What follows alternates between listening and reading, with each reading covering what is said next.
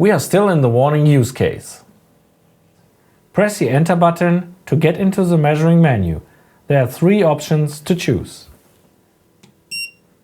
Start recording, 0 point, information application.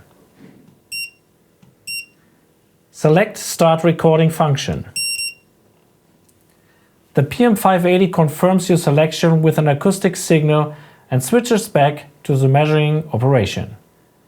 In the info area of the display, you will see the symbol for an ongoing recording in the middle. The recording continues until you stop it again. To do this, open the measuring menu again and confirm the stop recording selection and press the Enter to save the measurement. To add a comment to the measurement, use the arrow keys to navigate to the desired characters, letters or numbers and confirm each position with the Enter key. To complete your entry by selection, the check symbol, the recording of the measurement is now finished. The measurement has been saved with your comments. The PM580 switches back to the last active application. To set the 0 point of the PM580 temporarily, make absolutely sure that the ambient air is free of gases to which the sensors react.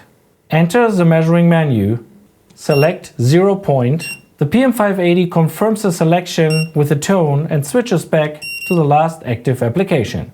After switching off the PM580, the temporarily set 0 point is not restored. To set the 0 point permanently, an adjustment is necessary.